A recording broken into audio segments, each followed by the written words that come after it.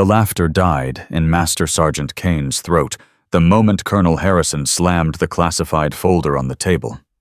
You want to know who pulled you out of Fallujah when your entire squad was pinned down? Who took out 7 insurgents from 1,800 meters while you were bleeding out behind that wall? Kane's face went pale. Harrison pointed directly at the young woman standing quietly by the equipment rack. The same woman Kane had just called sweetheart and told to go fetch coffee. That's Viper 1, and according to this file, she saved your life 3 years ago. If you're enjoying this story, please subscribe to our channel and watch until the end. Comment below with the city you're watching from so I can see how far this story has traveled. The Barrett M82 felt cold under Sarah Cole's fingertips as she adjusted the Leopold Mark V scope with practiced precision. Each click of the elevation turret measured exactly 1/10 of a milliradian. Most people wouldn't notice the difference. Sarah noticed everything. What the hell is this? The voice cut through the morning air like a blade. Sarah didn't flinch, didn't look up. Her fingers continued their work. I said, what the hell is this? Master Sergeant Kane stood 6'3", 240 pounds of Delta Force muscle and barely contained aggression. He'd been in the teams for 16 years, survived 4 deployments, killed more men than he cared to count. And right now he was staring at a woman who looked like she belonged at a college campus, not a military firing range.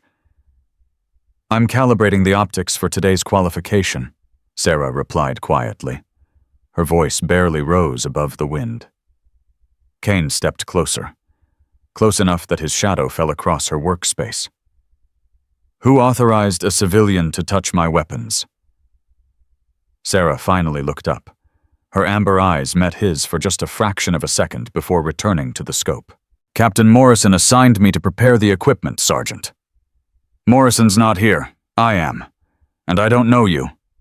She was 28 years old, 5'4", maybe 120 soaking wet. Honey blonde hair pulled back in a simple ponytail. She wore a plain olive contractor shirt that hung loose on her frame and faded cargo pants that had seen better days.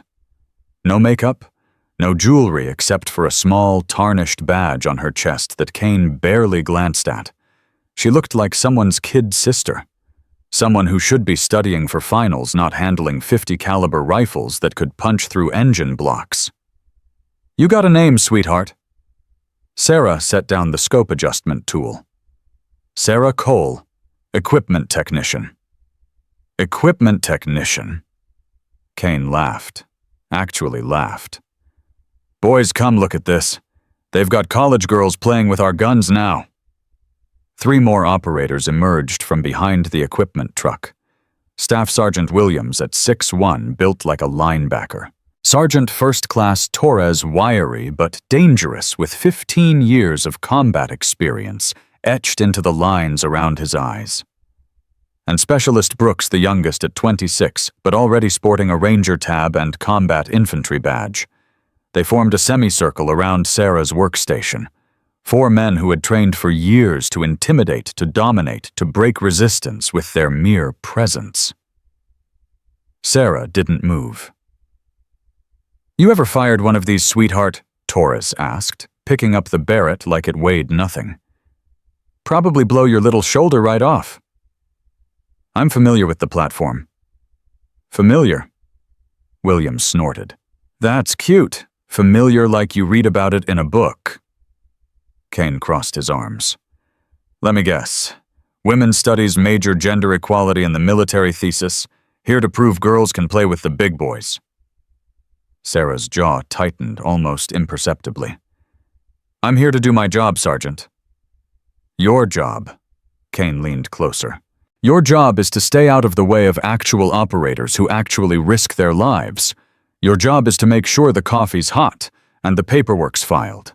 Your job is definitely not touching equipment that costs more than your annual salary. Something flickered in Sarah's amber eyes. Something hot and fierce that was gone before Kane could identify it. Understood, Sergeant. I'll work on the other stations. She moved to gather her tools, but Torres blocked her path. "Hold up. What's the rush? We're just getting to know each other." The General's inspection was moved up. I need to have all 5 positions ready by 0700. General can wait. This is more important. Torres grinned. "See, we've got a problem with civilians on our range, especially civilians who think they know something about our work." Kane picked up a round of 50 BMG ammunition, rolling it between his fingers. "You know what this does to a human body. This isn't a video game. This isn't some movie. This is the real thing. One of these hits a person, they stop being a person. They become a red mist." Sarah's voice remained steady. "I'm aware of terminal ballistics." Are you really?" Kane stepped into her personal space. "Because I've seen it. I've done it. And you standing here with your little clipboard and your little badge playing soldier, it's disrespectful to everyone who actually bleeds for this country." For a long moment, Sarah said nothing. Her eyes tracked across Kane's face, noting the small scar above his left eyebrow, the slightly crooked set of his nose from a break that hadn't healed straight the particular way he favored his right leg. "Your service is noted, Sergeant. Now, if you'll excuse me, I have equipment to prepare." She sidestepped Torres and walked toward Station 2, her back straight, her pace unhurried. Kane watched her go, irritation burning in his chest. Something about her calm bothered him more than anger would have. People didn't stay calm around him. People got nervous, apologetic, submissive. This girl walked away like he was nothing more than a minor inconvenience. "What's her deal?" Brooks asked quietly. "Who cares?" Kane muttered. "She'll be gone by lunch. Her type always is." From his position near the scoring table, Specialist Ortiz had watched the entire exchange. Ortiz was nobody's idea of an operator. He was a data analyst, a paper pusher, the guy who made sure the qualification scores got entered correctly and the equipment logs stayed updated. He was also very, very observant. And something about Sarah Cole didn't add up. He pulled up her contractor file on his tablet. Basic information: security clearance, medical clearance, emergency contact listed as a child services agency for someone named Tyler Cole, age 10, relationship brother. No employment history before 6 months ago. No educational background. No previous military service listed. Nothing. Her entire record before Fort Bragg was a blank page. Ortiz had seen blank pages before. Usually they belonged to people with something to hide. Sometimes they belonged to people whose real records existed in databases that didn't officially exist. He zoomed in on her contractor photo. Young face. Pretty in an understated way. But her eyes looked older than 28. They looked like eyes that had seen things. Ortiz glanced up at Sarah, who was now unpacking equipment at Station 2 with mechanical efficiency. Then he looked at Kane, who was still glaring in her direction. This was going to be an interesting morning. Captain Julia Morrison arrived at 0645, her coffee still steaming in a travel mug. She found Kane and his team running their pre-qualification drills, while Sarah worked silently at the far end of the range. "Cole, status report." Sarah straightened. "4 stations operational, ma'am. Station 5 had a scope mounting issue. I'm addressing it now." "Good." General Harrison moved up his inspection. "He'll be here by 0730. Kane's head snapped around. "Harrison, as in Colonel Marcus Harrison from SOCOM." "That's right. He's evaluating our sniper training program for potential expansion." Kane's demeanor shifted immediately. Harrison wasn't just any flag officer. He was a legend in the special operations community. 3 silver stars, 2 deployments to places that still didn't appear on any official map. If anyone's opinion mattered, it was his. "Make sure everything's perfect, Captain." Morrison's eyes flicked to Sarah. "That's what Cole is here for." "With respect, ma'am, I'd feel better if one of our own handled the equipment prep. We don't know this girl." "I do." Morrison's voice carried an edge. "That's all you need to know." She walked away before Kane could respond. William sidled up to Kane. "What was that about?" "No idea, but I don't like it." "Maybe the captain's going soft, all this diversity inclusion crap." Kane shook his head. "Morrison doesn't go soft. There's something else here." He watched Sarah lift a 40-pound equipment case like it weighed nothing. The motion was smooth, controlled. Military. Not the awkward struggle of someone unused to heavy gear. "Keep an eye on her," Kane said quietly. "Something's off." At Station 5, Sarah worked through the scope mounting issue with methodical precision. The elevation adjustment ring had a slight cant throwing off the zero by approximately 2 MOA at distance. Most technicians would have missed it entirely. She corrected it in under 30 seconds. As she worked, her phone buzzed. She glanced at the screen. "Text from Child Services Tyler asking about you. Called 3 times this morning." "Everything okay?" Sarah's jaw tightened. She typed back quickly. "Tell him I love him. Work emergency. We'll call tonight." The response came immediately. "He's worried. Says he had a nightmare. You're supposed to have custody review next week." "I know. I'll be there." She pocketed the phone and returned to work, but her movements were slightly less fluid now. The mention of Tyler had cracked something in her carefully maintained composure. Tyler was 10 years old. He'd been 6 when their parents died in the car accident. Too young to understand why his big sister kept disappearing for months at a time, only to return with new scars and the same distant look in her eyes. She'd promised him she was done with that life. Promised him she'd be there.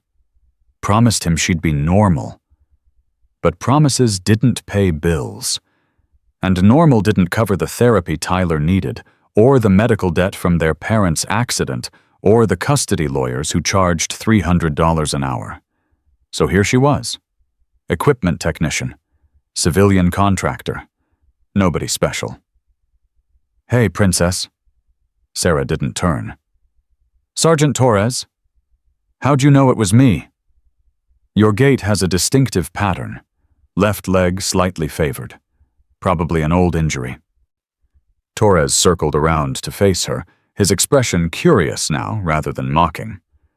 "That's pretty observant for a desk jockey." "I pay attention." "Yeah, I noticed." He studied her for a moment. "Where'd you serve?" Sarah's hands paused on the equipment. "I'm a civilian contractor." "That's not what I asked." She looked up at him. "That's the only answer I have."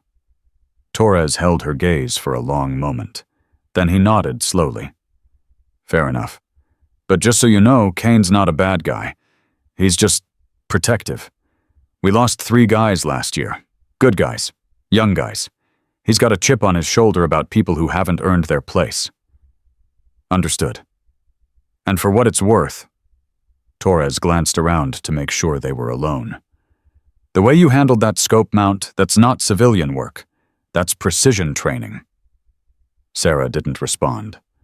Torres smiled slightly. "Yeah, that's what I thought." He walked away, leaving Sarah alone with the equipment and the weight of secrets she couldn't share.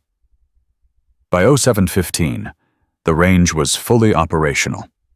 5 shooting positions each equipped with a perfectly calibrated Barrett M82A1 fresh ammunition, sorted by lot number data books, open to clean pages, wind meters, and spotting scopes positioned for optimal use. It was the kind of setup that usually took a team of 3 soldiers 2 hours to complete. Sarah had done it alone in less than half that time. Kane noticed. He didn't want to notice, but he did. Morrison noticed too, making a slow circuit of the stations and nodding with visible satisfaction at each one.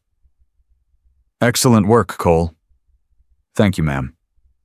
"General Harrison should be here in 10 minutes. Take a break. You've earned it." Sarah shook her head.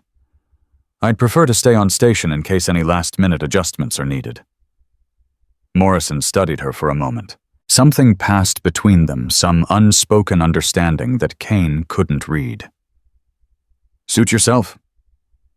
The sound of vehicles approaching drew everyone's attention. 2 black SUVs pulled into the range parking area, their engines shutting off in perfect unison. Security personnel emerged first, scanning the area with practiced efficiency. Then Colonel Marcus Harrison stepped out. He was 62 years old, but moved like a man half that age. His gray hair was cut regulation short, and his eyes swept across the range with the sharp assessment of someone who'd spent a lifetime reading situations at a glance. 3 aides flanked him, tablets and folders in hand. One of them carried a leather briefcase that looked old enough to have seen action in Desert Storm. "Captain Morrison." Harrison's voice was deep, authoritative. "Good to see you again." "Colonel, welcome to Fort Bragg." Harrison's gaze moved across the range, taking in the equipment, the personnel, the setup. His eyes lingered briefly on Kane and his team, then moved on. Until they reached Sarah. He stopped walking. For 3 full seconds, Colonel Marcus Harrison stared at the young woman standing quietly by Station 5. His face went completely still. Then he started walking again, this time directly toward her. Kane's instincts flared. Something was wrong. The general's body language had changed completely. Where before he'd been conducting a routine inspection, now he moved with focused intent. "Colonel," Morrison hurried to keep pace. "Is something wrong?" Harrison didn't answer. He stopped 5 feet from Sarah, his eyes fixed on her chest. Not in a leering way, in an analyzing way. On her badge. Kane had barely glanced at it earlier. A small tarnished piece of metal partially hidden behind her contractor lanyard. He'd assumed it was some kind of unit coin or civilian award, but Harrison was staring at it like it was the most significant thing on the entire range. "Where did you get that?" His voice was barely above a whisper. Sarah's face remained neutral. "It was issued to me, sir." "Issued by who?" "I'm not at liberty to say." Harrison's eyes narrowed. He reached into the briefcase his aide carried and pulled out a worn folder. The classification markings on its cover would have made most people's security clearances evaporate on contact. He opened it and flipped through several pages until he found what he was looking for. This photograph was taken in Syria 3 years ago. He held it up. A grainy surveillance image showed a figure in a ghillie suit, barely visible against the desert terrain, positioned behind a Barrett rifle. The shooter eliminated 7 targets at ranges between 1,600 and 1,800 meters in under 90 seconds, saved an entire convoy from ambush, 34 American lives. He turned to look at Kane directly. "Your convoy, Master Sergeant.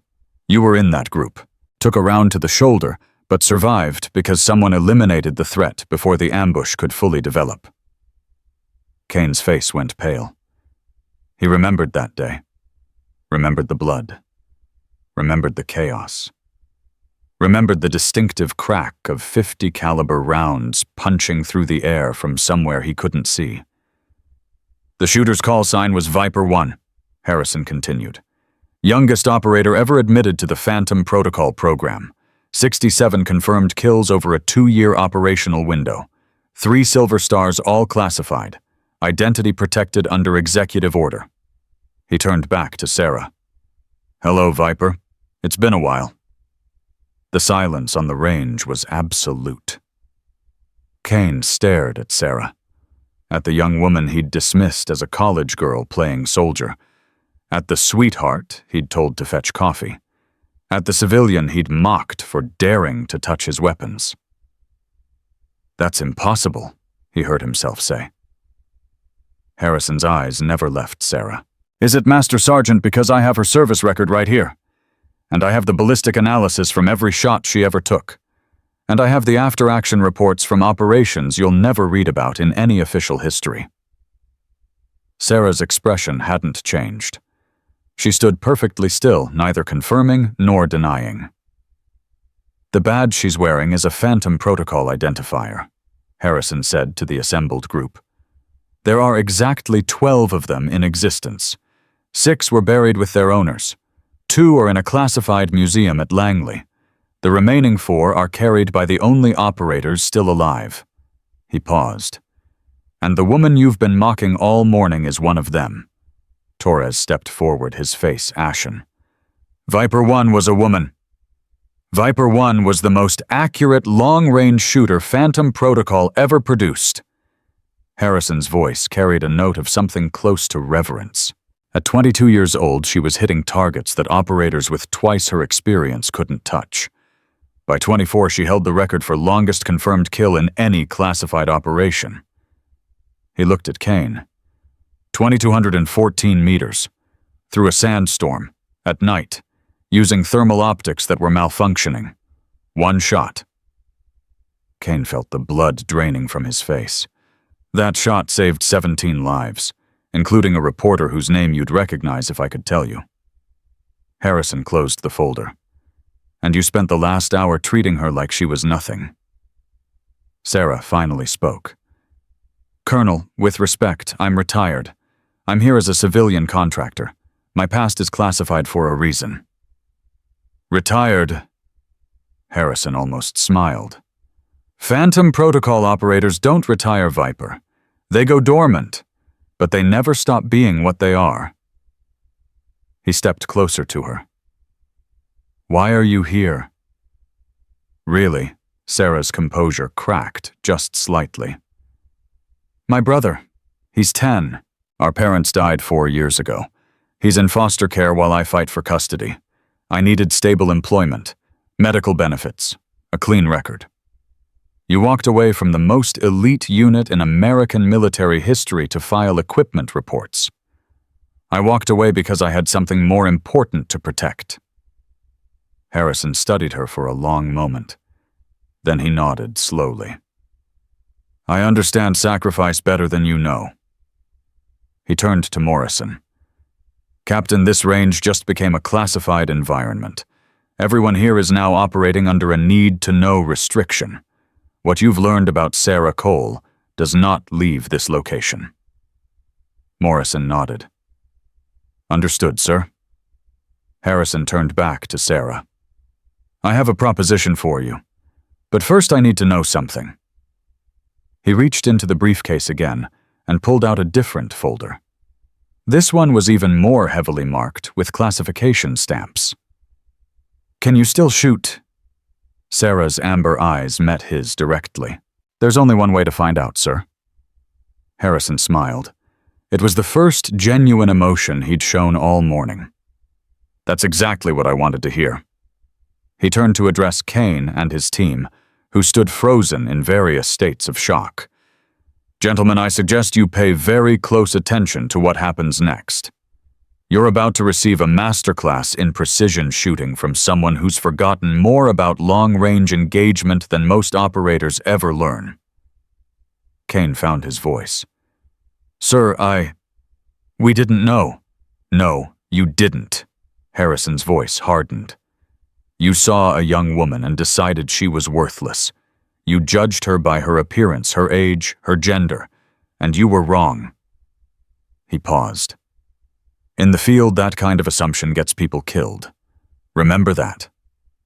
Sarah walked to Station 1 and picked up the Barrett with the same casual ease she'd shown all morning. But something was different now. Her posture had shifted. Her movements carried a fluid grace that hadn't been visible before. She wasn't pretending to be a civilian anymore. She was Viper 1. And Kane realized with a cold shock of recognition that the most dangerous person on this range had been standing right in front of him the whole time. He'd been laughing at his own guardian angel, and now that angel was about to show him exactly what she was capable of. Sarah chambered the first round without looking. Her fingers found the bolt by muscle memory, the motion so ingrained it had become instinct. 16 years of training compressed into a single fluid movement. Kane watched her settle into position behind the Barrett. The transformation was complete now. The meek contractor had vanished. In her place was something else entirely. Something that moved with predatory grace and absolute confidence. "Target distance," Sarah asked, her voice carrying a new edge. Harrison glanced at Morrison. "Start her at 1,000 meters. Standard qualification sequence." "With respect, sir."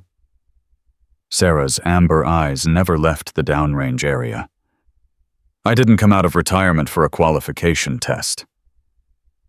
The colonel's eyebrow rose. "What did you have in mind?" "The special target, 1850 meters." A murmur rippled through the assembled operators. Torres actually laughed, then caught himself when he realized Sarah wasn't joking. "That target hasn't been hit in 7 years, Morrison said carefully. "The current conditions are 20-knot winds with gusts to 30. Visibility is degraded by morning haze. It's not a realistic engagement." "Every shot I ever took was unrealistic." Sarah adjusted the scope with micro movements, her fingers dancing across the turrets. "That's why they sent me." Kane stepped forward before he could stop himself. "This is insane. Even our best shooters won't attempt that target in these conditions." Sarah looked at him for the first time since picking up the rifle. Her amber eyes held something that made his stomach tighten. "Your best shooters aren't me." Harrison made his decision. "Give her the shot." The range fell silent. Even the wind seemed to pause, as if the world itself was holding its breath. Sarah's breathing slowed. Kane watched her chest rise and fall in a rhythm he recognized from advanced sniper training. 4 counts in, 4 counts hold, 4 counts out, 4 counts hold. Box breathing. The technique used to lower heart rate to near resting levels before a precision shot. But she was doing it without conscious thought, like breathing itself. "She's reading the mirage," Torres whispered, moving closer to the spotting scope. "At multiple distances, I can see her eyes tracking the heat shimmer." Williams shook his head. "There's no way she can calculate all those variables in her head." "She's not calculating." Harrison's voice was quiet. "She's feeling. After enough rounds, the math becomes instinct." Yet Sarah made a final adjustment to the scope. Then her finger found the trigger. The world compressed to a single point. Between heartbeats. Between breaths. In that infinite moment of stillness that separated intention from action. She fired. The Barrett bucked against her shoulder. The report echoed across the desert like thunder. And then silence. 1 second. 2 seconds. 3 seconds. The distant ring of lead striking steel carried across the range like a bell. "Hit!" Morrison called out, her voice cracking. "Center of target, 1850 meters."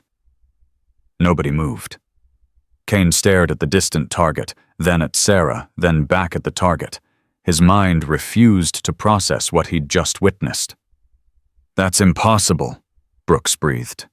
"Apparently not." Harrison's smile held genuine warmth. "Welcome back, Viper."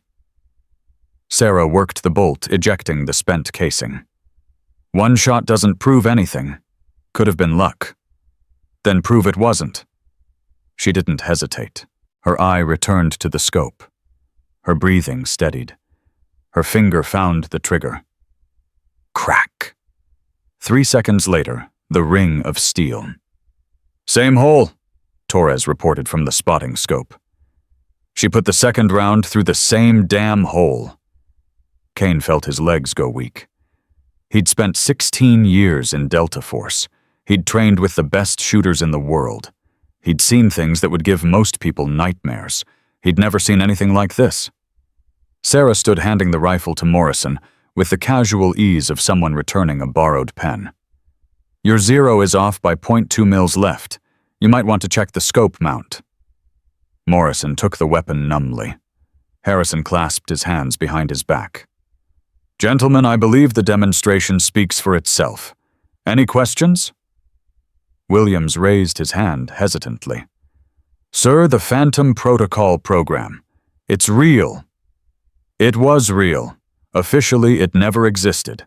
12 operators, 6 men, 6 women, selected from every branch of service based on aptitude scores that broke every evaluation metric we had. He paused. Viper 1 was recruited at 22, youngest operator in the program's history. She completed her selection course in 11 months. The previous record was 18. Torres found his voice. "What happened to the program?" Harrison's expression darkened. "Operation Blackwater, 3 years ago. A mission that went wrong in ways I still can't discuss. When it was over, only 4 operators walked away. 3 retired completely. 1 took a civilian contractor position at a military base in North Carolina." Every eye turned to Sarah. "Why?" Kane asked. The word came out rougher than he intended. "Why give up all of that to file equipment reports?" Sarah's jaw tightened. For a moment, Kane thought she wouldn't answer. Because some things matter more than the mission. What could possibly matter more than my brother? The words hung in the air. "Tyler is 10 years old." Sarah continued, her voice steady but strained. "He was 6 when our parents died. I was deployed. Couldn't get back for the funeral. Couldn't get back for anything." She looked at Kane directly.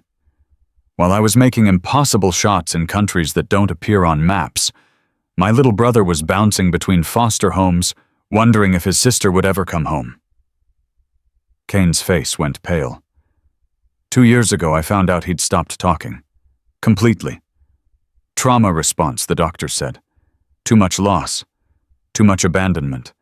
His own sister was a ghost who appeared for a few days every few months, then disappeared again. She paused. That's when I knew. No mission was worth losing him. No target was worth watching my brother slip away.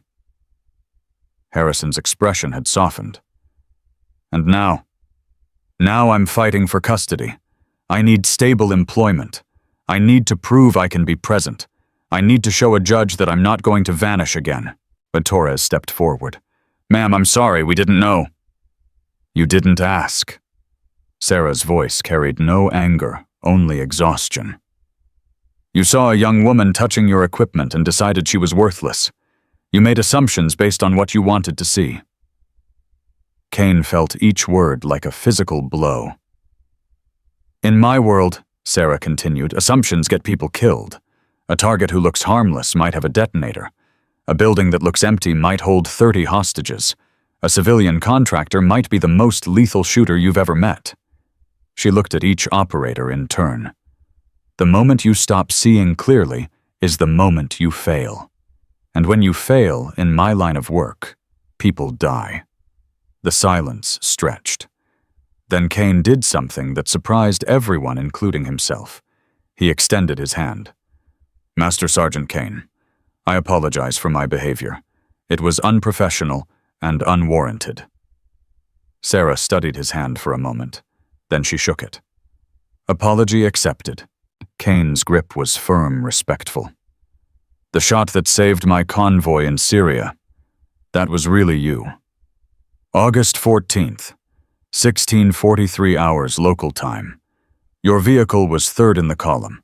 You took a round to the right shoulder while trying to pull Corporal Davis behind cover."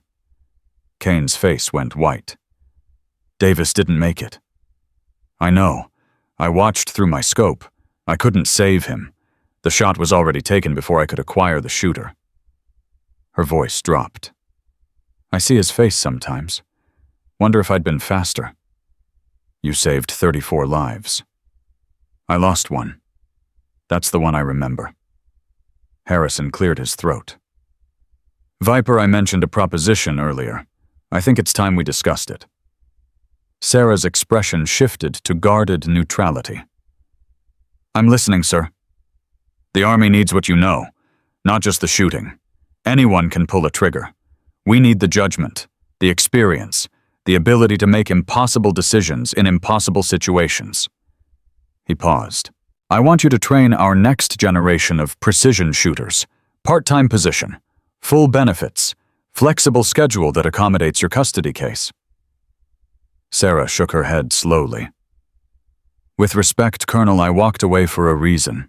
Training shooters means staying connected to that world. That's exactly what I promised Tyler I'd leave behind. Training shooters means saving lives. Harrison's voice sharpened. Every operator you train is someone who goes home to their family. Every technique you teach is a skill that might keep an American soldier alive. I understand the math, sir. Do you? Because right now we have 3 sniper trainees who can't hit targets past 1,000 meters in controlled conditions.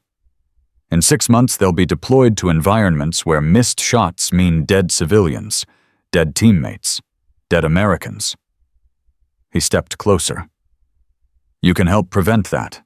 You can make a difference without pulling another trigger yourself. Sarah's phone buzzed. She glanced at the screen and her entire demeanor changed. I need to take this. She stepped away, pressing the phone to her ear. Kane watched her body language shift from professional soldier to worried sister in the span of seconds. Tyler, baby, what's wrong? The operators exchanged uncomfortable glances. This felt like something they shouldn't be witnessing. No, I'm not leaving again. I promise. I'm just at work. Sarah's voice cracked slightly. The nightmare. The same one, baby. Listen to me. I'm coming home tonight. I'm not going anywhere. She paused, listening. Yes, I promise. Triple promise. You want me to prove it? Okay. Tell Mrs. Chen to let you call me tonight at 7. I'll read you a story on the phone. Any story you want. Another pause. I love you too, buddy. So much.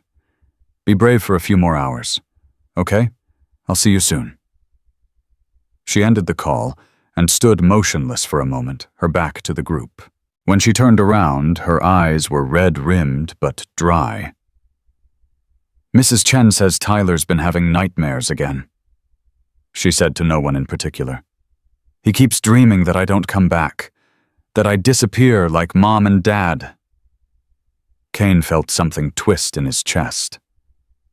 My brother is the only family I have left, Sarah continued. Everything I've done for the past 2 years has been for him. Every boring equipment check, every early morning, every time I swallowed my pride while people like you treated me like garbage. She looked at Harrison. You want me to train shooters, Sir Fine, but I have conditions. Name them. Tyler's custody hearing is in 8 days. Nothing interferes with that. If I have to choose between training and my brother, I choose my brother. Every single time. Agreed. Second, I maintain my civilian cover. As far as anyone outside this range knows, I'm still Sarah Cole Equipment Technician. The moment my identity becomes public knowledge, Tyler becomes a target. Understood. Third, I don't return to active operations. Training only. If Phantom Protocol tries to reactivate me, the answer is no. I've made my peace with that life. I'm not going back.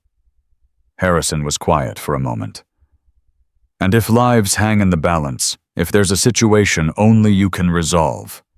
Sarah's jaw tightened. Don't ask me that question, sir. You won't like my answer. Before Harrison could respond, Morrison's radio crackled. Captain Morrison, we have a situation at the main gate. Civilian vehicle requesting access. Driver claims to be here for Sarah Cole. Says it's an emergency. Sarah's face went pale. Tyler. She was moving before anyone could react, sprinting toward the range entrance with a speed that belied her small frame. The operators stared after her, frozen by the sudden shift. Kane recovered first. Torres Williams with me. Something's wrong. They followed at a run, Harrison and Morrison close behind. At the main gate, a battered Honda Civic sat with its engine running. A middle-aged woman stood beside it, her face creased with worry. Mrs. Chen. Sarah grabbed the woman's shoulders. What happened? Is Tyler okay? He's fine, he's fine. Mrs. Chen's voice trembled. But the social worker came early. She wasn't supposed to be there until next week. She wants to do a surprise evaluation.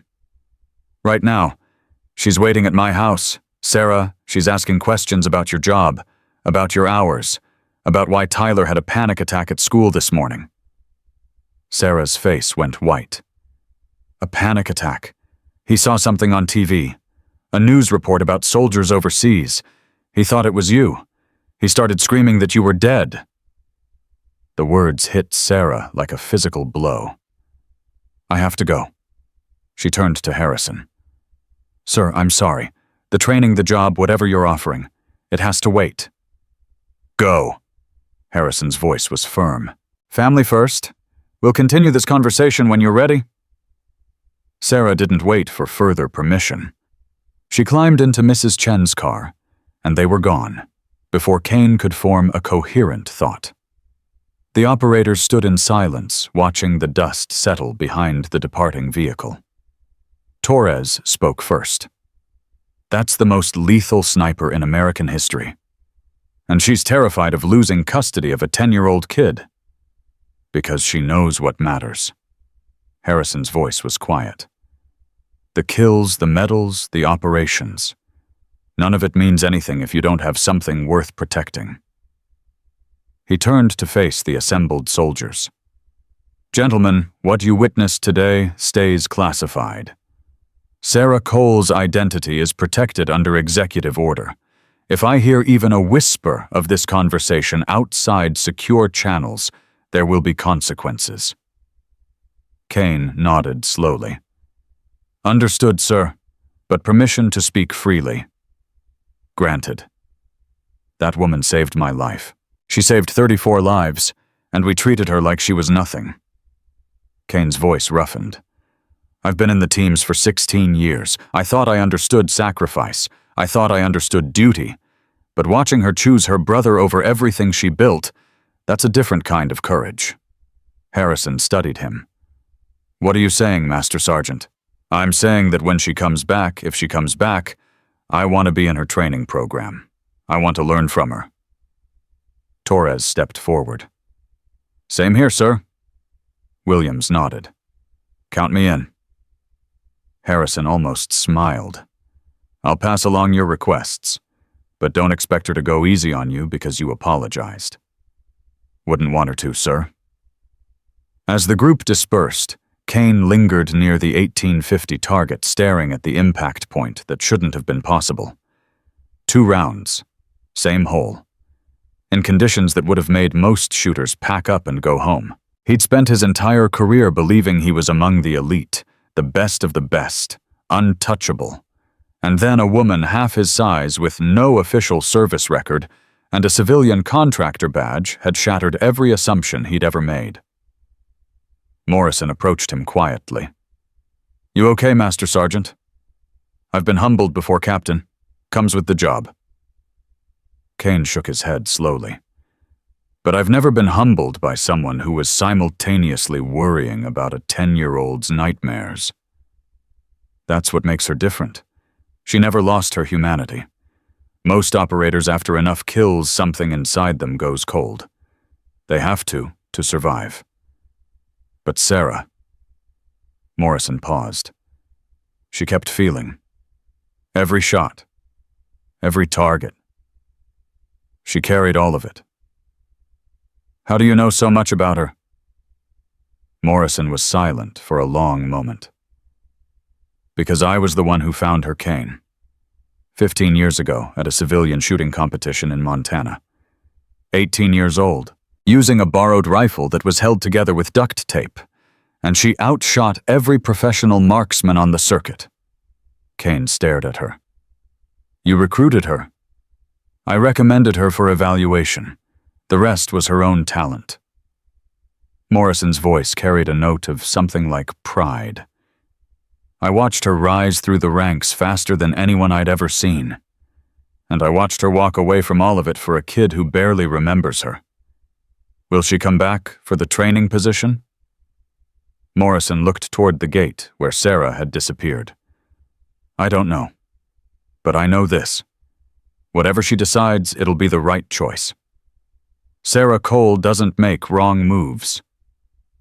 Kane turned back to the distant target. The wind had picked up again, howling across the desert with renewed fury. Dust devils danced in the distance. Conditions were deteriorating by the minute. And somewhere in that impossible wind, 2 bullet holes sat perfectly aligned in a steel plate that most shooters refused to even attempt. A reminder that limits exist only for those who believe in them, and that the most dangerous predators often come in the most unassuming packages. The social worker's name was Patricia Hendricks, 53 years old, 27 years with Child Protective Services. She'd seen everything. Abusive parents, neglectful guardians, children who fell through every crack in the system. She sat in Mrs. Chen's living room with a clipboard on her lap and judgment in her eyes. Sarah arrived 12 minutes after leaving Fort Bragg. She'd broken every speed limit between the base and the foster home. Her hands were still shaking when she walked through the door. Ms. Cole. Hendricks didn't stand. Thank you for joining us on such short notice. Where's Tyler? In his room. Mrs. Chen thought it best to give us privacy for this conversation. Sarah's jaw tightened. I'd like to see him first. You'll see him when we're finished. Hendricks gestured to the chair across from her. Please, sit. Every instinct Sarah had screamed at her to refuse, to push past this woman and find her brother, to hold him and promise him everything would be okay. But she'd learned long ago that instincts could be wrong. That sometimes the battle was won through patience, not force. She sat. Ms. Cole, I'll be direct. Hendricks flipped through papers on her clipboard. Tyler's psychological evaluation shows concerning patterns, attachment anxiety, separation trauma, recurring nightmares about abandonment. I'm aware of his challenges. Are you? Because his school reports indicate that his panic attacks have increased over the past 3 months. Specifically, they correlate with periods when you've been unavailable. Sarah felt the words like a knife. My job requires early morning hours. Sometimes I can't. Your job as an equipment technician at Fort Bragg. Hendricks looked up. That's what your employment records show. Yes. Interesting. Because when I called to verify your position this morning, I was transferred to 3 different departments. The final one told me your employment status was classified. Sarah's blood went cold. Ms. Cole, is there something about your work that you haven't disclosed to this office? The question hung in the air like a trap. Sarah knew the stakes. One wrong word, and her custody case could collapse. One admission of her real background, and Tyler would be labeled a security risk, moved to a specialized foster program, possibly relocated out of state. My position involves sensitive equipment maintenance, Sarah said carefully. Some of the work requires security clearances, that's all. Is it? Hendricks leaned forward. Because I've been doing this job for 27 years. I know when someone is hiding something. I'm not hiding anything relevant to Tyler's welfare. Let me be the judge of that. Hendricks pulled out a photograph. This was taken at Tyler's school 3 weeks ago. A man was photographed watching the playground from a parked vehicle. When security approached, he drove away. Sarah took the photo. Her heart stopped. She recognized the face. Viktor Petrov, former FSB, current contractor for private military organizations with questionable allegiances. The last time she'd seen him was through a rifle scope in Crimea. "Do you know this man?" Hendricks asked. Sarah's mind raced. Petrov at Tyler's school. Watching. Waiting. Which meant someone had connected her civilian identity to Viper 1. Which meant Tyler was already in danger. "No," she lied. "I've never seen him before." "Really?" "Because school security ran his plates. The vehicle was registered to a company called Black Ridge Solutions. When I researched them, I found they specialize in security consulting. The same phrase that appears on your original military discharge papers." Sarah's composure cracked. "You accessed my military records. I accessed what's available, which isn't much. Your service record has more redactions than a conspiracy document. Entire years are missing. Your discharge is listed as administrative with no explanation." Hendricks set down her clipboard. "Ms. Cole, I don't know what you did in the military. Frankly, I don't care. What I care about is whether Tyler is safe in your custody. He's safer with me than anywhere else." "Is he? Because right now you're a woman with a classified past, an unexplained connection to mysterious security companies, and a brother who has panic attacks whenever you leave for work." Hendricks stood. "I'm recommending that Tyler's custody hearing be delayed pending further investigation." "No." Sarah was on her feet before she realized she'd moved. "You can't do that." "I can and I will, unless you can provide a satisfactory explanation for the gaps in your history." Sarah's phone rang. She glanced at the screen. "Colonel Harrison. I need to take this. We're not finished. 1 minute." Sarah stepped into the hallway, her voice dropping to barely above a whisper. "Sir, this isn't a good time." Harrison's voice was grave. "Sarah, we have a problem. Viktor Petrov was spotted on base surveillance 2 days ago. He was asking questions about civilian contractors." Sarah closed her eyes. "He's already found Tyler's school." Silence on the line. "How do you know that?" Harrison asked. "The social worker just showed me his photograph. He was watching the playground 3 weeks ago." 3 weeks? Why weren't we notified? Because nobody connected the dots until now." Sarah's voice hardened. "Sir, my cover is blown. Someone sold me out. And now my brother is a target." "We can provide protection, safe house, security detail. And what happens to my custody case? I can't take Tyler into hiding while CPS is investigating me. They'll use it as proof that I'm unstable." "Sarah, if Petrov is involved, this isn't just about custody anymore. This is about survival." She knew he was right. Petrov wasn't the type to observe and report. He was the type to observe and eliminate. If someone had hired him to find Viper 1, it was only a matter of time before he made his move. "I need to see Tyler," Sarah said. "I need to explain what's happening." "You can't tell him the truth." "I know that, but I can't let him think I'm abandoning him again." Harrison was quiet for a moment. "I'm sending Torres and Williams to your location. They'll provide discreet surveillance until we can assess the threat level." "Understood. And Sarah, whatever happens next, don't engage Petrov alone. He's not like the targets you faced in the field.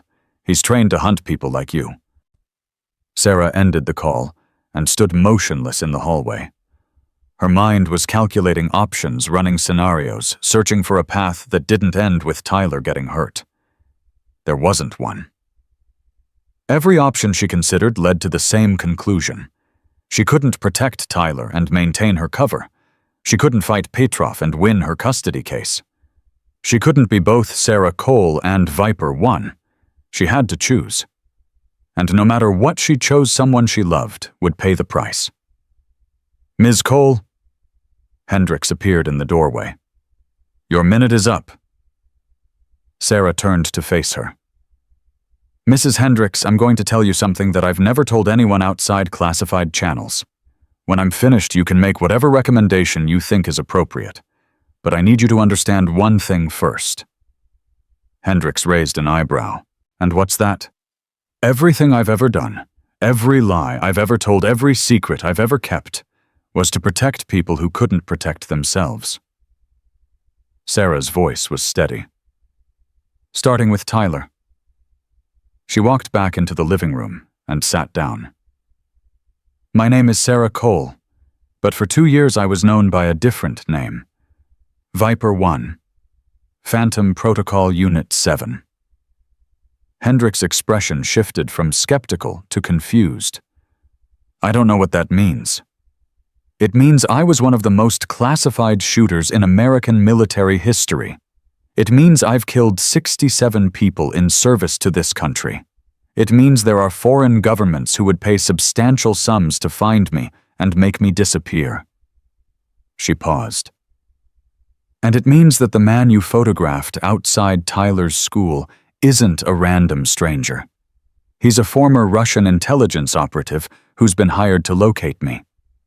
Probably by someone I helped take down during my active years." Well, Hendricks' face had gone pale. This is impossible." "Call Colonel Marcus Harrison at SOCOM. He'll verify everything I've just told you." Sarah pulled out her phone and wrote down the number. "He'll also explain why this information needs to remain strictly confidential. Ms. Cole, if what you're saying is true, Tyler is in danger." Sarah's voice cracked for the first time. "Not because of anything he's done. Because of who I am. Because I made enemies who will use anything to hurt me." She looked toward the hallway that led to Tyler's room. "I walked away from that life to protect him. I gave up everything I'd built, everything I was good at, to be the sister he deserves. But it wasn't enough. They found me anyway." Hendricks sat down slowly, her earlier confidence gone. "What do you want me to do?" "I want you to help me protect my brother. I want you to expedite the custody hearing before this situation escalates further. And I want you to trust that no matter what my past contains, my priority has always been Tyler." Before Hendricks could respond, a door opened down the hallway. Tyler stood in the doorframe. 10 years old, with the same amber eyes as his sister, the same stubborn set to his jaw. He was wearing a Captain America t-shirt and clutching a stuffed dinosaur that had seen better days. "Sarah." She was across the room before she realized she'd moved. She dropped to her knees and pulled him into her arms. "Hey, buddy. I'm here." "The lady said you might have to go away again." Tyler's voice was muffled against her shoulder. "She said you might not be able to take care of me." Sarah felt her heart shatter into 1,000 pieces. "Look at me." She pulled back and held his face in her hands.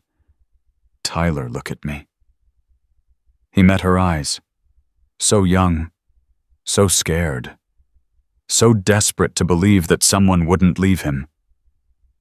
"I'm not going anywhere. Do you understand? No matter what happens, no matter what anyone says, I will never abandon you." "You promise? Triple promise." He almost smiled. "That's a lot of promises." "It's the most important promise I've ever made." Sarah hugged him again. "I love you so much, buddy. You're my whole world." Mrs. Chen appeared in the hallway, her expression worried. "Tyler, honey, why don't you show me that drawing you were working on? Let your sister finish talking with Mrs. Hendricks." Tyler hesitated, reluctant to let go, but he nodded and allowed Mrs. Chen to guide him back to his room. Sarah watched him go, then turned back to Hendricks. "Please, help me."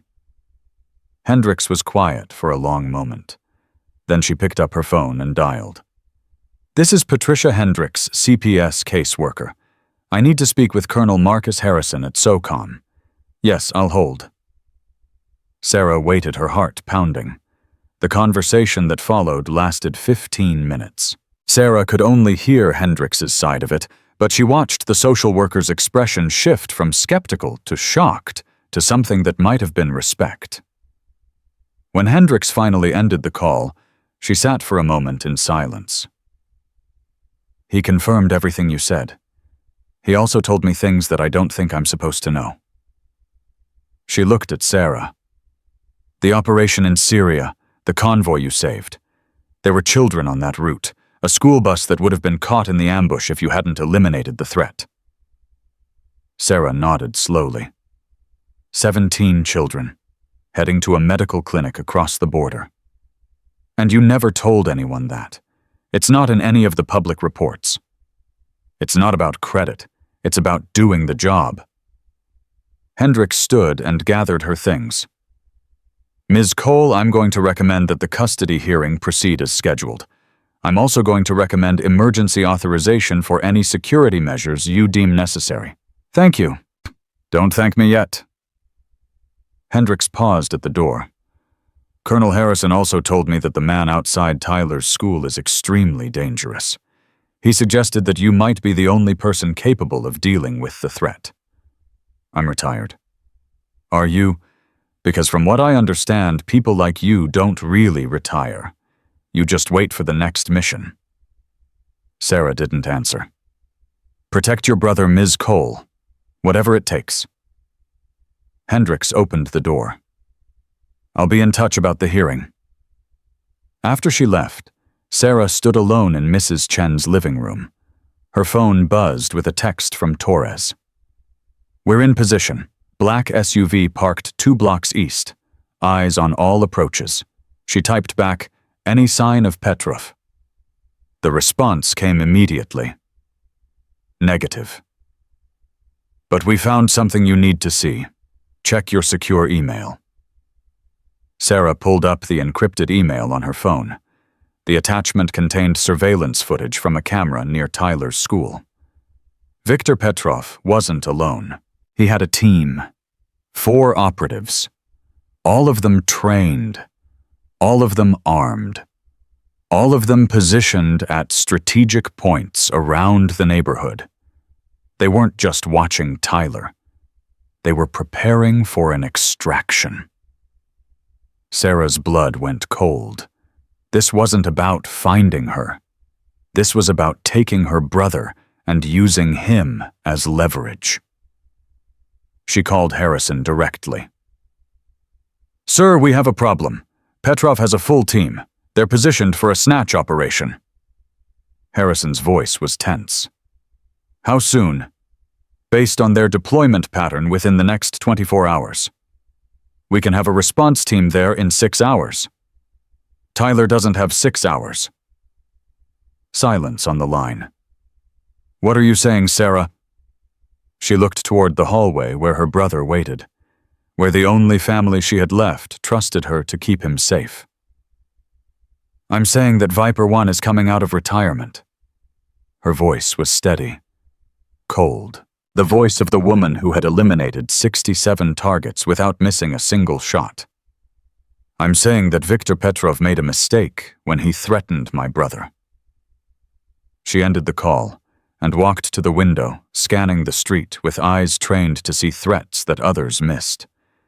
Somewhere out there, a team of killers was planning to take the only person she loved. They thought they were hunting a retired contractor. A woman who'd gone soft. A target who wouldn't fight back. They had no idea what they'd awakened. Torres met Sarah 3 blocks from Mrs. Chen's house. His face was grim. We count 5 hostiles, Petrov plus 4 operators. They're rotating positions every 2 hours. Professional surveillance protocol. Sarah studied the tablet he handed her. Satellite imagery showed the deployment pattern. 2 vehicles, strategic sight lines, overlapping coverage of every exit from the foster home. They're not watching. They're boxing us in. That's our assessment. Torres hesitated. Sarah, these aren't amateurs. Their movement patterns suggest Tier 1 training, possibly Spetsnaz. Former Spetsnaz. Petrov recruits from the same pool he came from. Sarah zoomed in on one of the vehicles. The van on Maple Street. That's their command post. See the antenna configuration, they're running encrypted comms. How do you want to play this? Sarah looked up from the tablet. Her amber eyes had changed. The warmth was gone. In its place was something cold and calculating. I need a rifle. Torres stared at her. You said you were retired. I said I walked away from active operations. I didn't say I forgot how to shoot.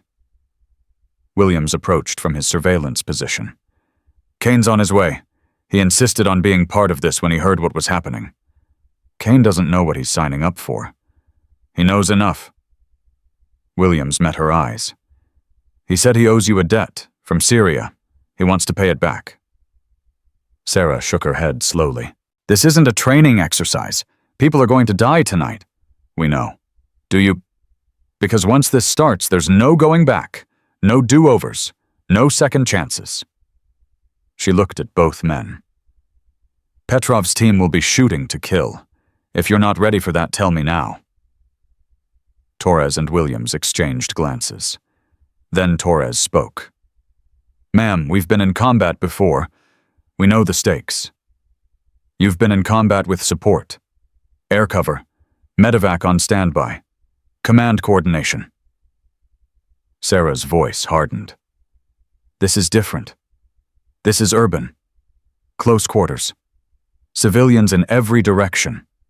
One missed shot, and an innocent person dies. Then we won't miss. Before Sarah could respond, her phone buzzed. Unknown number. She answered. Cole. Ms. Cole. The voice was smooth, cultured, with just a trace of Eastern European accent. Or should I say Viper 1, I've been looking forward to this conversation. Sarah's blood went cold. Petrov, you remember me. I'm flattered. Bamsumtum. I remember watching you through my scope in Crimea. I should have pulled the trigger. But you didn't. Your rules of engagement prevented you from eliminating a target who wasn't actively threatening American personnel. Petrov chuckled. Such interesting restrictions you Americans impose on yourselves. What do you want? Straight to business. I appreciate that. His voice dropped. I want you, Ms. Cole. Or more specifically, I want to deliver you to the people who are paying me a considerable sum for your capture. And if I refuse, then I take your brother instead. He's such a sweet boy. Those amber eyes just like yours. He'll be very valuable as leverage. Sarah's hand tightened on the phone until her knuckles went white. If you touch him, I will hunt you across every continent on this planet. I will find everyone you've ever loved. I will... Threats are beneath you, Viper. Petrov cut her off. We both know how this ends. You surrender yourself, and Tyler lives a normal life with a nice foster family. You resist, and things become complicated. You think you can take me? I think I have 5 highly trained operatives and complete surveillance coverage of your location. I think your brother is currently in a house with minimal security. I think you have no support, no weapons, and no options. Sarah looked at Torres and Williams. You think wrong. Do I look out the window, Ms. Cole? 2nd floor of the apartment building across the street. You'll see my sniper. He has a clear line of sight to your brother's bedroom. Sarah's heart stopped. She moved to the window, scanning the building Petrov had indicated. There. A brief glint of light. A scope lens catching the afternoon sun. If I give the order, Petrov continued, your brother dies in the next 3 seconds. No warning, no chance to react, just a bullet through his window. What do you want? Sarah's voice was barely above a whisper. Meet me at the warehouse on Industrial Boulevard, alone, 1 hour. Come armed if you like. It won't matter. And Tyler remains unharmed as long as you cooperate. Once you're in my custody, my team withdraws. Your brother never knows how close he came." Sarah closed her eyes. Every instinct screamed at her to refuse, to fight, to find another way. But there wasn't another way. Not with a sniper pointed at Tyler's window. Not with 5 operators ready to storm the house at Petrov's command. 1 hour. Excellent choice. Petrov's voice dripped with satisfaction. And Ms. Cole, if I see any sign of your military friends, Tyler dies first. Then Mrs. Chen. Then anyone else in that house. The line went dead. Torres grabbed her arm. "You can't do this. It's a trap." "Of course it's a trap." Sarah pulled free. "But he has a sniper on Tyler. I can't risk. Let us handle the sniper. We can—" "You can't." Sarah's voice was flat. "You're good, but you're not invisible. The moment you make a move, Petrov's spotter will see you, and Tyler pays the price." William stepped forward. "There has to be another option." "There isn't." Sarah looked toward the house where her brother waited. "I spent 2 years trying to build a normal life, trying to be someone else, trying to pretend that my past didn't matter." She turned back to face them. "But it does matter. Everything I did, everyone I killed, it all led to this moment, and the only way to protect Tyler is to stop running." "What are you going to do?" Sarah's expression hardened into something neither man had seen before. Cold. Calculated. Lethal. "I'm going to walk into that warehouse. I'm going to let Petrov think he's won. And then I'm going to kill every single person who threatened my brother." Torres shook his head. "Against 5 operators, that's suicide." "No." Sarah's voice carried absolute certainty. "That's what I was trained for." She pulled out her phone and dialed Harrison. "Sir, I need a favor." "Name it." "The sniper position on the apartment building across from Mrs. Chen's house. I need it neutralized without alerting Petrov's team. We don't have assets in position yet." "Then find some. You have 55 minutes. Sarah, what are you planning? I'm going to end this. Tonight." She paused. "Sir, if I don't come back, make sure Tyler goes to a good family. Someone who will love him." "Sarah, promise me." Harrison was silent for a long moment. "I promise. But you're coming back. That's an order." "With respect, sir, I don't take orders anymore." She ended the call. Kane's vehicle pulled up as she was strapping on a tactical vest. He jumped out, his face tight with concern. "I just got briefed. This is insane." "Probably. You can't go in there alone." "I can, and I will." Sarah checked her sidearm. "Petrov made one mistake.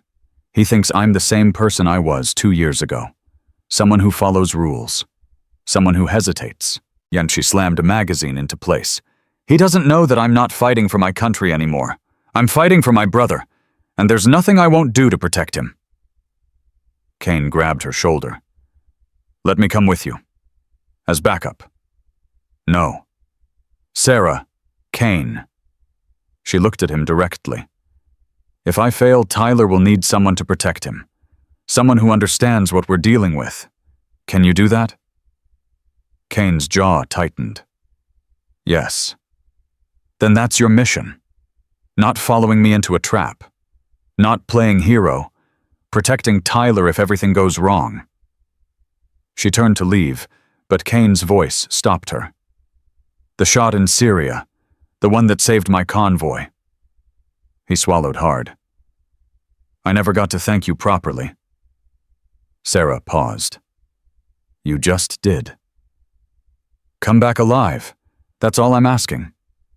She almost smiled. "I'll do my best."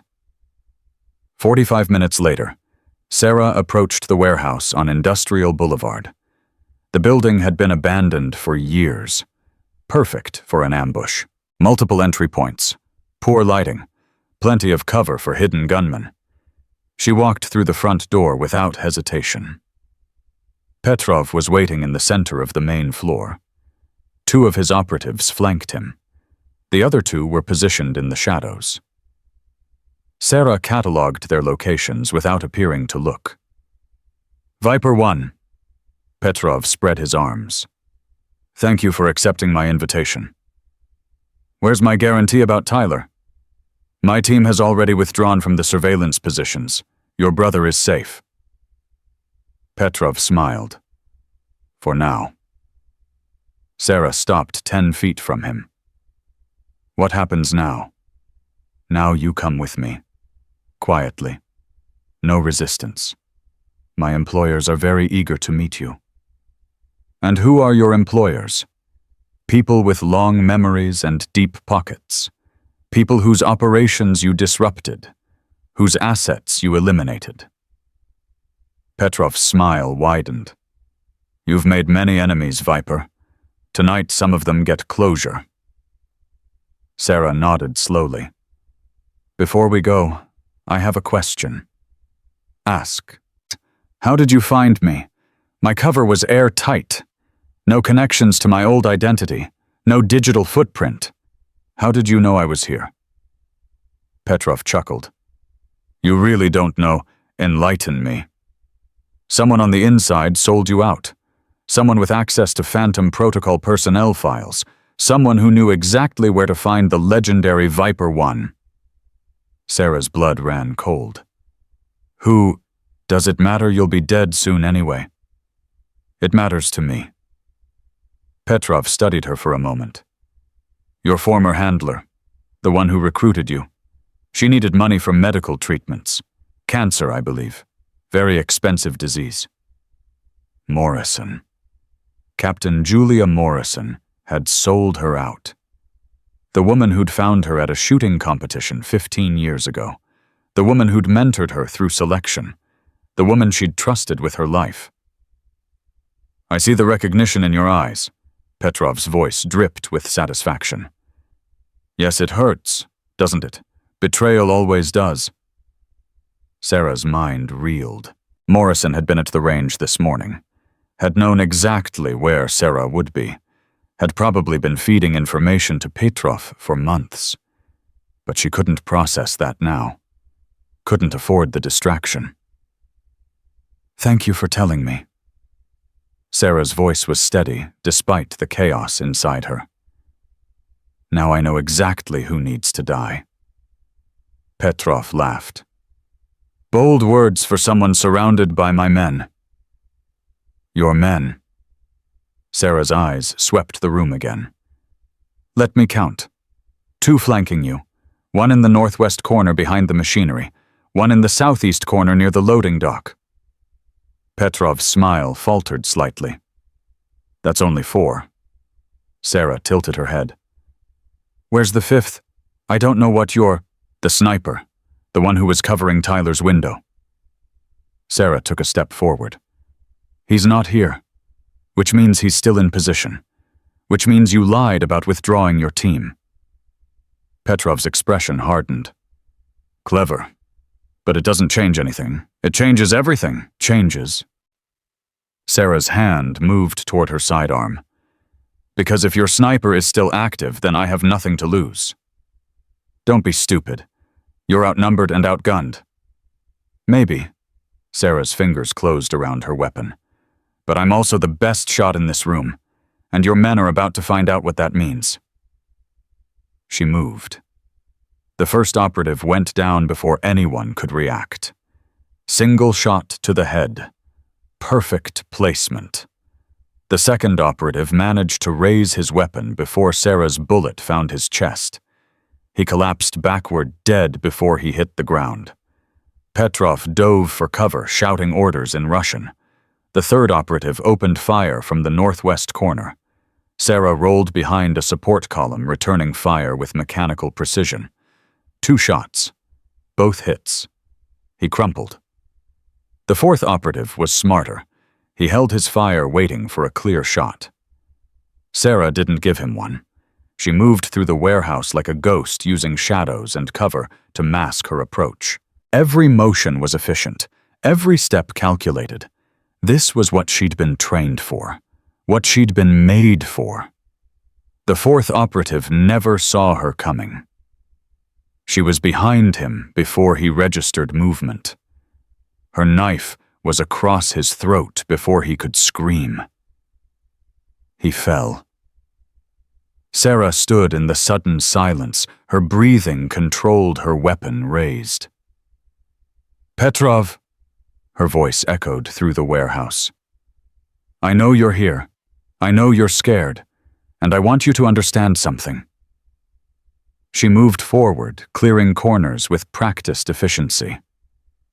"Everything you threatened, everything you planned, it ends tonight." A sound from behind a stack of crates.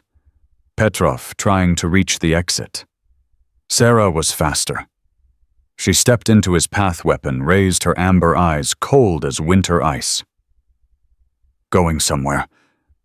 Petrov froze. His hand hovered near his holstered sidearm. "Don't." Sarah's voice was flat. "I've killed 4 of your men in the last 90 seconds. You won't be faster. You won't shoot me." Petrov's voice shook despite his bravado. "You need information. Who hired me? Who else knows about Tyler?" "You're right." Sarah lowered her weapon slightly. "I do need information." Petrov's shoulders relaxed. Sarah moved. She closed the distance between them in a heartbeat, her knife appearing in her hand, as if by magic. The blade pressed against Petrov's throat before he could react. "But I don't need you alive to get it." She leaned close. "Your phone, your laptop, your communications with whoever hired you. It's all digital. It's all recoverable. You're bluffing." "Am I?" Sarah pressed the blade harder. A thin line of blood appeared. "I killed 67 people during my active years. Some of them begged, some of them threatened, some of them tried to negotiate." She locked eyes with him. None of them survived. Petrov's composure finally cracked. "What do you want? Call off your sniper, now! I want to hear you give the order." Petrov hesitated. Sarah pressed harder. Okay. He fumbled for his radio with trembling hands. "Volk, stand down. Abort the mission. Return to extraction point." A crackle of static. Then a voice speaking Russian. "Confirmation." Sarah felt some of the tension leave her shoulders. Tyler was safe. For now. Now. She pulled back slightly. "Tell me everything. Who hired you? How they found me? What they want?" Petrov talked. He talked for 10 minutes straight. Names, organizations, payment channels. The full scope of the operation to capture Viper 1 and deliver her to enemies she'd made during her years of service. And he talked about Morrison. How she'd reached out 6 months ago desperate for money. How she'd provided access codes and personnel files. How she'd positioned Sarah at Fort Bragg specifically because it was easier to monitor. When he finished, Sarah stood in silence, processing the betrayal. "What now?" Petrov asked. "You have what you want. Will you let me go?" Sarah looked at him. At the man who had threatened her brother. Who had planned to tear apart the only family she had left. "No." She pulled the trigger. Petrov fell. Sarah stood over his body for a long moment. Then she holstered her weapon and pulled out her phone. "Kane, it's done." "Tyler. Safe. Petrov called off his sniper before I ended him. And Petrov's team? There is no team, not anymore." Silence on the line. "Where are you?" "Industrial Boulevard warehouse.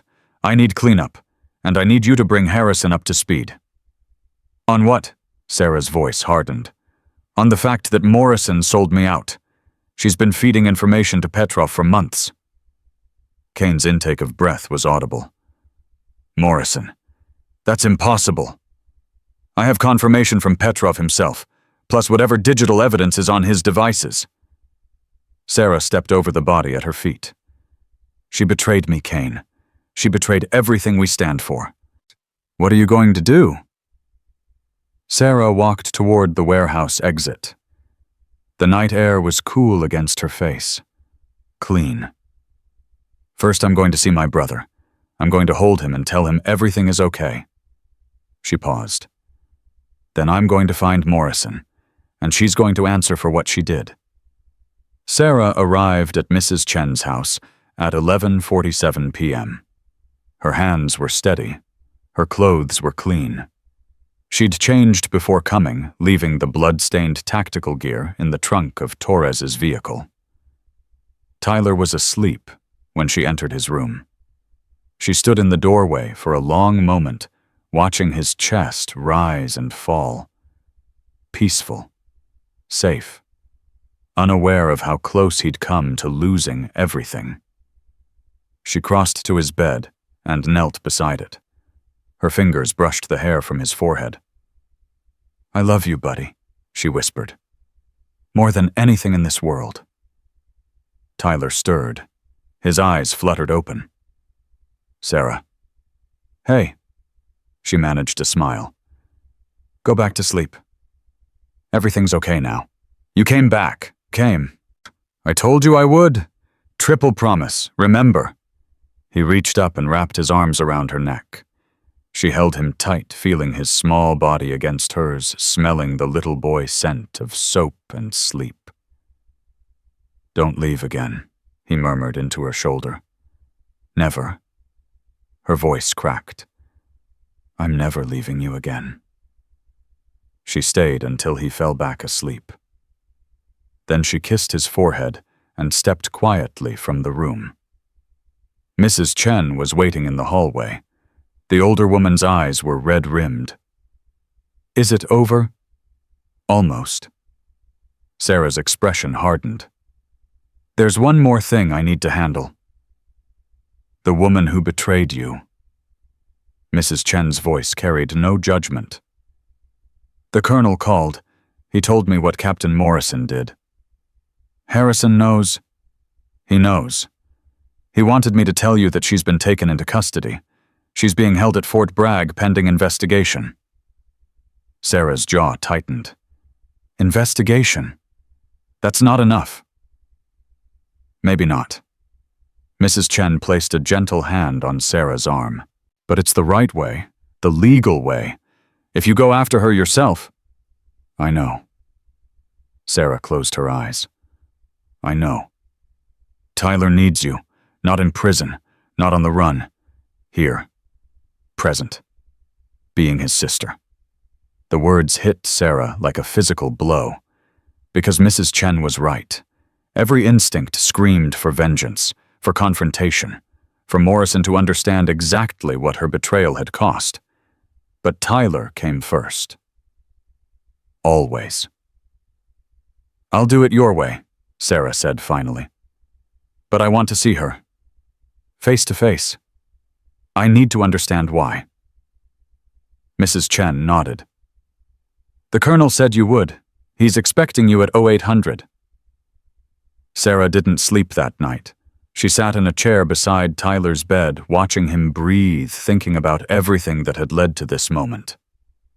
At 07:30, she kissed her brother goodbye and drove to Fort Bragg. Harrison met her at the main gate. His face was grave. "Before you see her, you need to know something." "I already know she has cancer. Petrov told me. It's worse than that." Harrison fell into step beside her as they walked toward the detention facility. "Stage 4. Metastatic. The doctors gave her 6 months." Sarah felt nothing. "That doesn't excuse what she did." "No, but it explains it." Harrison stopped walking. "She has a daughter, Sarah, 16 years old, single mother, no savings, no family support. So she sold me out to pay for treatment. She sold you out to make sure her daughter would be taken care of after she died." Harrison's voice carried something that might have been understanding. "The money wasn't for her. It was to set up a trust fund, college, living expenses, a future. Sarah stared at him. You're defending her. I'm explaining her. Harrison met her eyes. What she did was unforgivable. But she did it for the same reason you walked away from Phantom Protocol, for family. Don't, Sarah's voice hardened. Don't compare us. I never betrayed anyone. No, you just killed 5 men last night. The words hung between them. They threatened Tyler. And Morrison thought she was protecting her daughter. Harrison shook his head. I'm not saying she was right. I'm saying the line between hero and villain isn't always as clear as we want it to be. Sarah was silent for a long moment. Then she continued walking toward the detention facility. I still need to see her. Morrison was in an interrogation room. No handcuffs, no restraints. Just a tired woman in civilian clothes sitting at a metal table with shadows under her eyes. She looked up when Sarah entered. I wondered if you'd come. Sarah sat across from her. You have 30 seconds to explain. There's nothing to explain. You know what I did, you know why.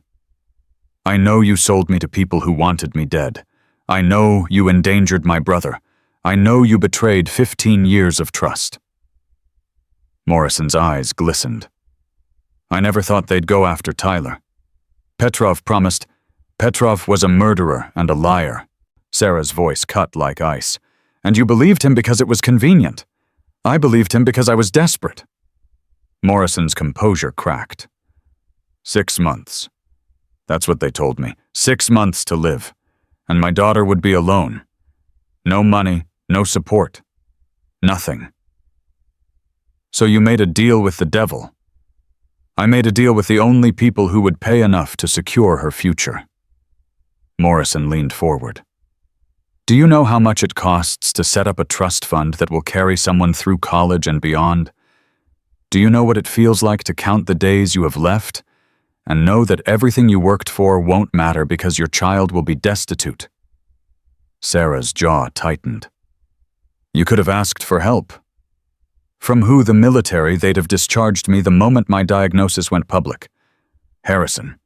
He'd have offered condolences and a modest pension that wouldn't cover a year of living expenses. From me. Morrison went silent. You could have asked me. Sarah's voice dropped. I would have found a way. I would have helped. Would you? Morrison's laugh was bitter. The legendary Viper won. The woman who killed 67 people without blinking. You expect me to believe you would have dropped everything to help your former handler pay for her daughter's future? Yes. The simple word seemed to take all the air out of the room. Because that's what family does, Sarah continued.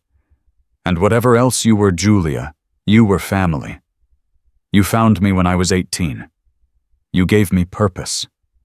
You believed in me when no one else did. Morrison's tears spilled over. I was afraid. I was dying, and I was afraid. So you chose fear over loyalty, fear over trust, fear over everything we built together. Yes, Morrison's voice broke, and I will regret it every day I have left, which isn't many. Sarah sat in silence for a long moment. The anger was still there, burning in her chest. But underneath it was something else, something that felt uncomfortably like grief. Your daughter. Emily. Morrison looked up sharply. You remember her name? I remember everything. Sarah stood. I'll make sure she's taken care of. College, living expenses, whatever she needs. Morrison's eyes went wide. What? Not for you, for her, because she didn't choose any of this, because she doesn't deserve to suffer for your mistakes. Sarah, I can't ask you to. You're not asking. I'm telling. Sarah moved toward the door. But understand something. This is the last thing I will ever do for you. After this, we're done. Whatever connection we had died the moment you sold me out. Morrison nodded slowly, tears streaming down her face. I understand. Sarah paused at the door. One more thing. Yes. Petrov's employers, the people who hired him, I need their names. Morrison hesitated. If I give you that information. They tried to kidnap my brother. They will try again. Sarah's voice carried absolute certainty. I need to make sure that never happens. Morrison was silent for a long moment. Then she reached into her pocket and pulled out a folded piece of paper. I wrote it down. Names, account numbers, communication channels. Everything Petrov shared with me. Sarah took the paper. This doesn't make us even. I know.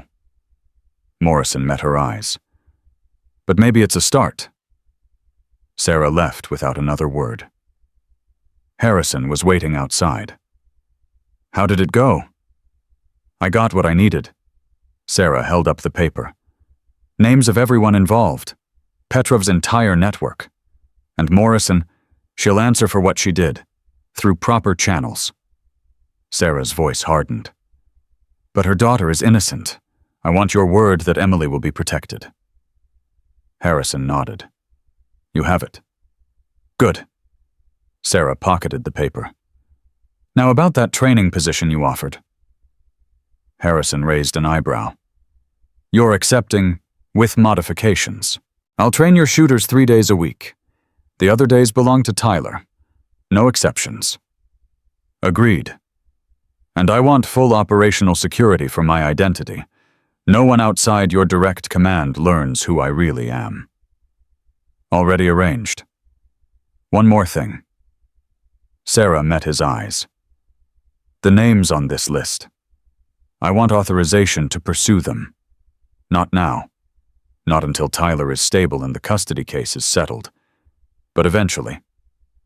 Harrison studied her for a long moment. You're talking about going back in the field. I'm talking about making sure no one ever threatens my family again. That's not the same as retirement. No. Sarah's voice carried the cold edge of a woman who had killed before and would kill again. It's not, Harrison nodded slowly. I'll see what I can arrange. Unofficial capacity. Deniable assets. That's all I need? 3 weeks later, Sarah stood in a courtroom. Tyler sat beside her, holding her hand so tight, his knuckles were white. The judge reviewed the case file for what felt like an eternity. Ms. Cole, your background check came back with several notable redactions. Yes, Your Honor. My previous employment involved classified government work. I've reviewed the supporting documentation from Colonel Harrison. The judge looked up. He speaks very highly of your character and capabilities. Colonel Harrison has been extremely supportive, Your Honor. So have several other individuals. Master Sergeant Kane, Staff Sergeant Torres, Specialist Williams. The judge almost smiled. It seems you have quite a few people willing to vouch for you. Sarah glanced over her shoulder. Kane, Torres, and Williams sat in the gallery, all in dress uniforms. They nodded at her. The question before this court is whether granting custody to you is in Tyler's best interest. The judge looked at Tyler. Young man, do you have anything you'd like to say? Tyler stood up. His voice was small, but steady. Sarah is my sister. She's the only family I have. She comes to see me every day now. She reads me stories. She helps me with homework. She makes me feel safe. He squeezed Sarah's hand. I know she had to go away before. She had an important job. But she came back. She always comes back. The judge nodded slowly. Thank you, Tyler. She reviewed her notes one final time. The courtroom held its breath. Based on the evidence presented, the character references provided, and the clear bond between these siblings, this court grants full custody of Tyler Cole to Sarah Cole, effective immediately. Tyler threw himself into Sarah's arms. She held him tight, tears streaming down her face, unable to speak. "You did it," Tyler whispered. "You kept your promise." "Triple promise," she managed. "I never break those." Kane approached after the proceedings. "Congratulations. Thank you. For everything. We're the ones who should be thanking you." Kane extended his hand. "You saved my life in Syria. You opened my eyes at the range. And you showed me what real sacrifice looks like." Sarah shook his hand. "The training starts next week. Be ready." "We will be." Kane grinned. "But go easy on us. We're not all legendary snipers." "You could be." Sarah's voice softened. "That's the whole point." 6 months later, Sarah stood at the Fort Bragg long-range qualification course. 12 soldiers were arranged in firing positions, working through the drills she'd designed. Tyler sat at the observation post doing his homework. His grades had improved dramatically since the custody transfer. His nightmares had stopped entirely. "Viper," Torres called out. "Got a new batch of recruits coming in tomorrow. Kane wants to know if you'll run them through the stress inoculation course." "Tell Kane I'll think about it." Sarah smiled slightly. "Actually, tell him yes, but warn him that I'm not going easy on anyone." Her phone buzzed. A message from Harrison. "Target from your list located. Yemen. Extraction team assembled. Your skills required. Voluntary basis only." Sarah read the message twice. Then she looked at Tyler bent over his homework, occasionally pausing to watch the soldiers on the range with undisguised fascination. She typed back, "Send me the briefing. I'll review it tonight." The response was immediate. "Copy. Good to have you back, Viper." Sarah pocketed her phone and walked to Tyler's position. "How's the homework coming?" "Almost done." Tyler looked up. "Sarah, can I ask you something?" "Anything." "The soldiers you're training, you're teaching them to protect people, right? That's right?" "Like you protected me?" Sarah knelt beside him. "Exactly like that." Tyler nodded seriously. "Then I'm glad you're doing it, even if it means you have to go away sometimes." "I'll always come back." "I know." Tyler smiled. "Triple promise." Sarah hugged him tight. Over his shoulder, she watched her trainees working through their drills. Some of them would become excellent shooters. A few might even approach her level of precision. All of them would carry her lessons forward, her techniques, her philosophy, her unwavering commitment to protecting the innocent. The legend of Viper 1 had evolved. She was no longer just a ghost who killed from the shadows. She was a teacher, a guardian, a sister. And at the end of every day, she went home to the only person who mattered more than any mission. The steel target at 1850 meters still bore the impact marks from that first demonstration. 2 rounds, same hole. A reminder that the impossible was just another challenge, waiting for someone skilled enough to overcome it. But for Sarah Cole, the greatest achievement wasn't the shot that defied physics. It was the small hand that reached for hers every morning. The voice that called her name when she walked through the door. The trust that had been earned through presence, not performance. She had been Viper 1, the most lethal sniper in American history. Now she was something more. She was home, and no force on earth would ever take that away from her again.